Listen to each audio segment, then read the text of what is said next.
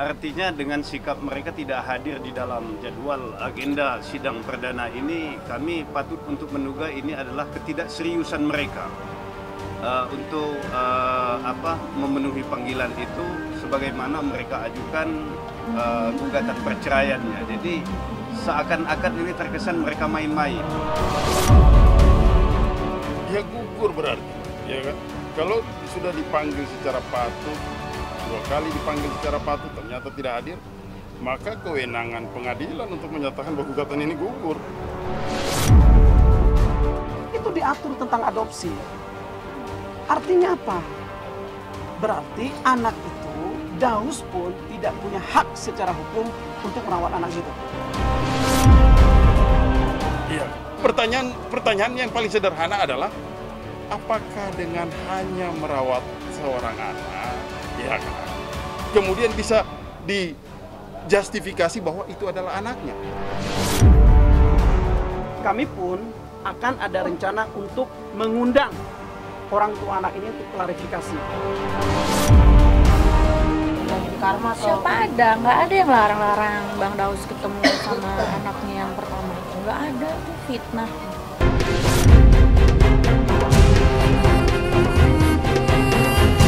Sidang gugatan cerai Shelfie Hana terhadap suaminya Daus Mini di Pengadilan Agama Depok dengan agenda mediasi terpaksa ditunda minggu depan lantaran pihak Shelfie terlambat hadir dalam persidangan. Buntut gugatan cerai yang diajukan Shelfie terhadap suaminya Daus berbuntut panjang. Kini keduanya terlibat perdebatan sengit mengenai hak asuh anak sematawayangnya yang diketahui ternyata anak hasil adopsi. Mantan istri Daus Mini yang sebelumnya terang-terangan menyindir Shelfie, akhirnya kini mendapat tanggapan balik dari Shelfie. Lantas seperti apa kecewanya Daus atas sidang gugatan cerai yang terpaksa harus ditunda kemarin? Dan benarkah Shelfie sudah mengikhlaskan sang anak jika diserahkan kepada ibu kandungnya? Saksikan selengkapnya hanya di Cumikem In-Depth berikut ini. Hai Cumi Lovers, bersama Cumikem In-Depth kami sajikan kabar lengkap, mendalam dan akurat dari narasumber terpercaya. Dan jangan lupa untuk like, subscribe, dan juga share channel YouTube ini.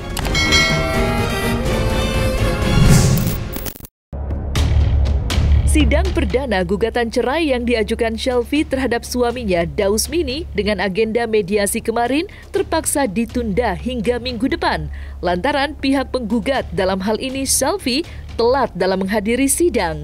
Alhasil Daus dan tim kuasa hukumnya pun dibuat geram dan kecewa. Tidak hanya kecewa, pihak Daus bahkan secara terang-terangan menuding jika pihak Shelfie terkesan tidak serius dan telah mempermainkan dirinya. Mengingat dari awal mereka begitu bersemangat saat mengajukan gugatan cerai, namun saat persidangan digelar, mereka justru tidak hadir. Lantas, seperti apa kekecewaan Daus yang merasa telah dipermainkan oleh Shelfie? Dan seperti apa pula pembelaan Shelfie dengan segala tudingan dari pihak Daus Mini tersebut? Bahwa berdasarkan persidangan yang kami jalankan tadi, ternyata 3 kali diskor pihak dari penggugat ataupun kuasanya tidak hadir di persidangan, sehingga sidang ini ditunda sampai minggu depan di hari Selasa lagi ya.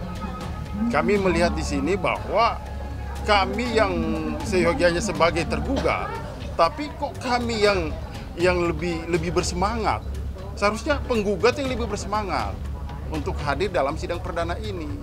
Padahal kalau kita melihat kemarin mereka mendaftarkan gugatan yang sangat luar biasa, akan membuka ini semua antara persoalan Daus Mini dan Shelfie. Tapi faktanya hari ini, sejak jam 9 pagi kami sudah berada di persidangan berdasarkan relas panggilan persidangan, namun mereka juga tidak datang.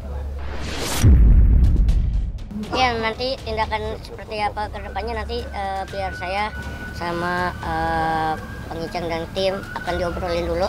Ya. Jalan keluarnya seperti apa dan gimananya nanti. Ya, sebenarnya sih sangat kecewa karena ini kan buang-buang waktu kita. Iya kan? Artinya pengadilan juga resmi memanggil secara patut. Kan begitu. Mereka yang merasa bahwa dirugikan, harusnya hadir di persidangan, bukan dibalik. Kok jadi kami yang lebih antusias dalam persidangan ini? Artinya dengan sikap mereka tidak hadir di dalam jadwal agenda sidang perdana ini, kami patut untuk menduga ini adalah ketidakseriusan mereka untuk memenuhi panggilan itu sebagaimana mereka ajukan gugatan perceraiannya. Jadi seakan-akan ini terkesan mereka main-main.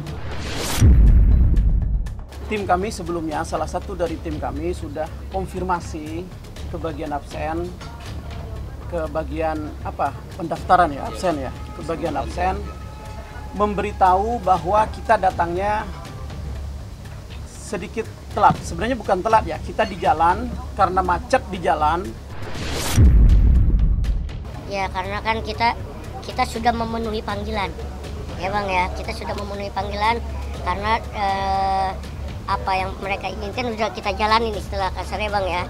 Gitu. Tapi kan dari pihaknya sana seakan kayak memainkan, tidak ada keseriusan lah. Kalau tidak serius tentunya kita tidak mengajukan gugatan. Kalau tidak serius kita tidak datang hari ini. Dan kita tidak ngisi absen tadi, tidak konfirmasi. Kita boleh cek kok. Ke bagian pendaftaran boleh cek, ke bagian absen. Kita sudah mengisi dan mengkonfirmasi kita lagi di jalan. Ini bukti kalau kita sudah ngambil dan konfirmasi. Boleh dicek di bagian absen itu. Kita minta ditunggu beberapa menit. Karena saya lagi di jalan. Ya gugur berarti, ya kan? Kalau sudah dipanggil secara patut, 2 kali dipanggil secara patut ternyata tidak hadir, maka kewenangan pengadilan untuk menyatakan bahwa gugatan ini gugur. Saya akan meluruskan nantinya kalau udah adem, benar-benar adem. Gitu loh, mau komunikasi mau model apa juga nantinya akan diselesaikan. Tapi kalau saat ini Daus juga istilahnya bukannya gimana ya, masih belum bisa. Gitu, belum bisa ya kayak teman-teman yang sudah ya kan berapa kali dibilangin Bapak bahas gitu kan bahwasanya kalau teman-teman aja kalau berantem sama teman, gue kecewa sama dia. Kan pasti lama ya kan, diblok dulu ya kan, ntar kalau udah adem udah lupa baru kan dibuka lagi, apa kabar lu kan gitu. Begitupun mungkin dengan Daus gitu. Kecewa lah pasti dia, kecewa karena banyak yang dia akan sampaikan, termasuk menjawab apa yang dia sampaikan walaupun dia Daus ini menyampaikan di luar pengadilan kemarin.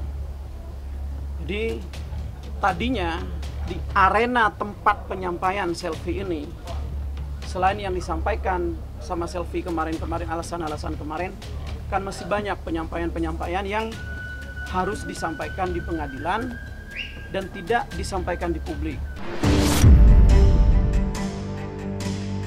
Perseteruan yang terjadi antara Shelfie dengan Daus tidak hanya menyoal perceraian belaka, tetapi juga perebutan hak asuh anak yang belakangan diketahui ternyata hasil adopsi.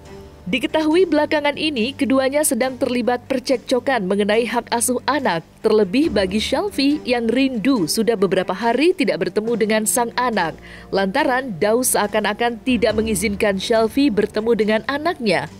Shelfie yang merasa kecewa dengan tindakan Daus yang sepertinya ingin mengasuh sang anak seorang diri dan terkesan menyalahkan Shelfie dan terus menudingnya berbohong soal anak, membuat Shelfie buka suara tentang status anak yang sebenarnya.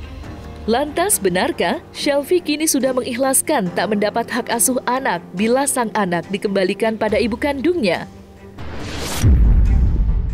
Yang jelas gini, Shelfie itu mau merawat anak orang lain karena di keluarganya ini tidak dikurani anak.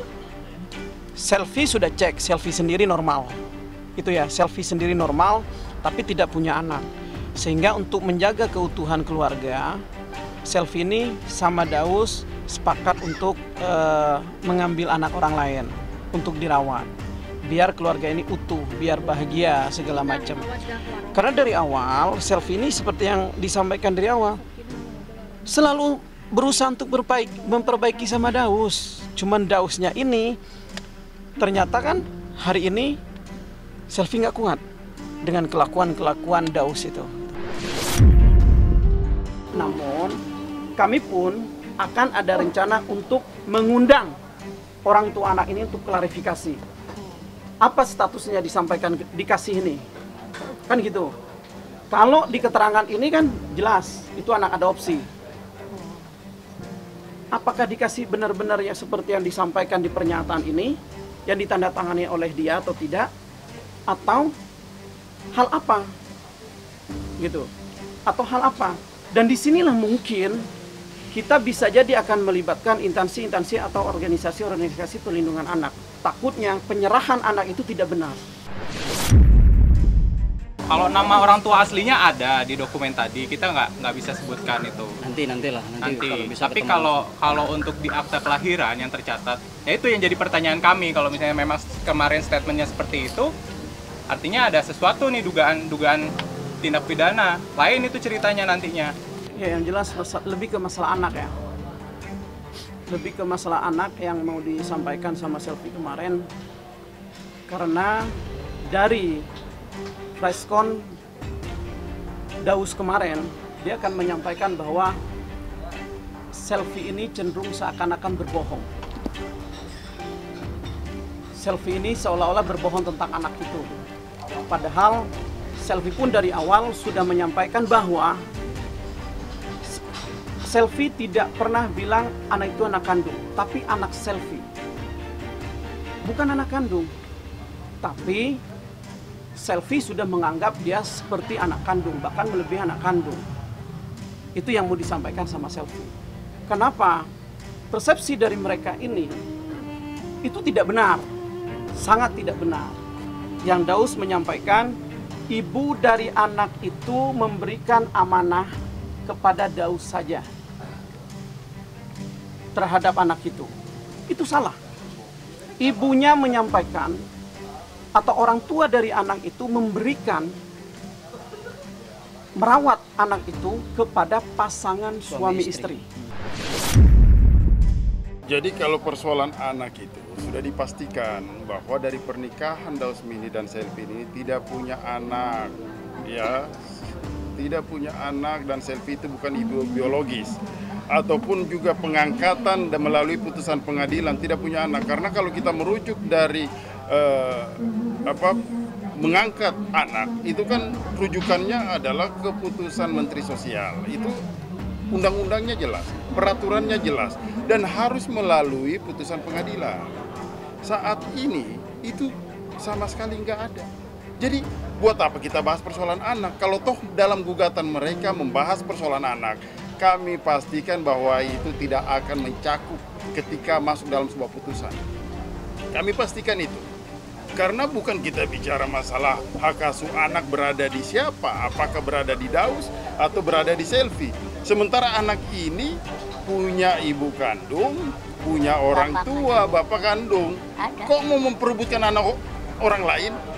Ya kan? Makanya kami akan buktikan semua bahwa ini sangat jelas. Bahkan kemarin juga di beberapa kesempatan yang kami lihat, kan di awal dia sampaikan bahwa ini anak kandung.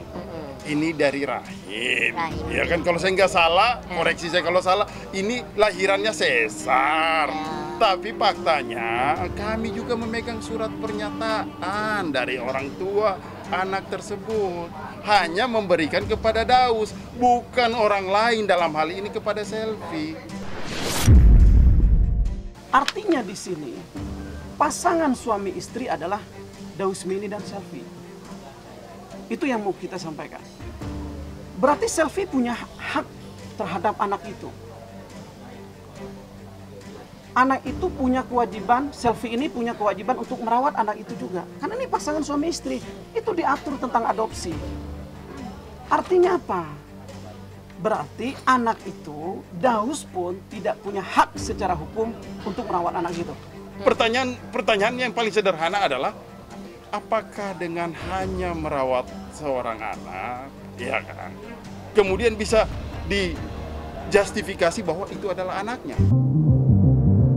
Perseteruan panas yang terjadi dalam rumah tangga Daus Mini dan Selfie kini menyeret nama Yunita Lestari yang tidak lain adalah mantan istri Daus Mini yang dalam berbagai kesempatan sempat terkesan menyalahkan Selfie terkait kisruh permasalahan rumah tangga yang sedang dialami mantan suaminya yang kini sedang di ujung tanduk. Tidak hanya itu, Yunita juga menyinggung soal karma terkait situasi apa yang dialami Selvi saat ini. Menurutnya, Selvi pernah memisahkan Daus dengan anaknya saat keduanya bercerai. Terus-menerus mendapat tudingan miring, Selvi pun gerah hingga akhirnya meluapkan emosinya terhadap Yunita yang menurutnya terlalu ikut campur dalam persoalan dirinya dengan Daus.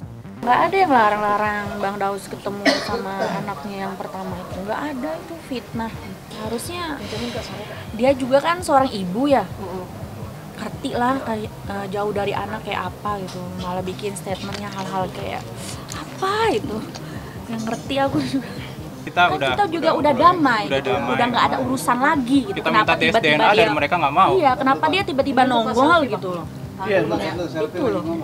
Maksudku kenapa gitu, nggak ada urusannya dengan dia gitu, tiba-tiba ada di media kayak gitu, bikin statement kayak gitu. Ya emang bukan urusannya sama dia, ini urusan perceraian aku gitu sama Bang Daus, nggak ada urusannya sama dia. Ya mungkin masih ada cemburu sosial kali ya, jadinya dia masih ada rasa dendam kayaknya sama saya tuh. Nggak ada saya larang-larang Bang Daus jangan ngasih Babang Ical, jangan ngasih, nggak pernah. Tanya aja Dausnya, nggak ada yang larang-larang dia. Malah Selvi ini pernah nyuruh Daus untuk jalan-jalan sama Ical ke luar negeri, cuman Dausnya nggak mau. Nggak tahu karena dia takut bingung jalannya, saya nggak tahu, tapi katanya nggak mau. Sebenarnya permasalahan Selvi dengan Nita ini kan sudah selesai ya. Yuni sudah selesai, dan selesainya itu secara keluargaan. Artinya apa? Yunita belum membuktikan dulu apa yang diminta Selvi, begitu juga Selvi belum membuktikan tes DNA. Artinya dua-duanya ini sama-sama belum membuktikan waktu itu, sehingga saya yang memfasilitasi saat itu untuk menyelesaikan secara keluarganya saja. Artinya belum mereka membuktikan satu sama lain, ini sudah diselesaikan secara keluarga, dan saya menyelesaikan itu. Kalau misalnya kemarin itu ya kita kan kemarin juga selesai kan, nyatanya rame-rame ribut-ribut selesai secara kekeluargaan. Nggak ada kita tes DNA dan sebagainya. Yang sekarang juga udah kebuka kayak gini, ya gimana ya, maksudnya ini dua anak loh Bang Daus. Udah 2 anak, come on. Jadi jangan bikin drama lagi lah untuk yang kedua ini gitu. Bu Selvi ini nggak pernah kemarin ngalang-ngalangin apa kok. Bisa ditanya lah sama itu siapa yang tadi itu. Makanya saya juga bingung kemarin kok muncul lagi nih orang. Selesai sudah Cumi Lovers bersama Cumi Camp In-Depth. Kabar lengkap, mendalam, dan akurat dari narasumber terpercaya. Dan jangan lupa untuk like, subscribe, dan juga share channel YouTube Cumi Cumi.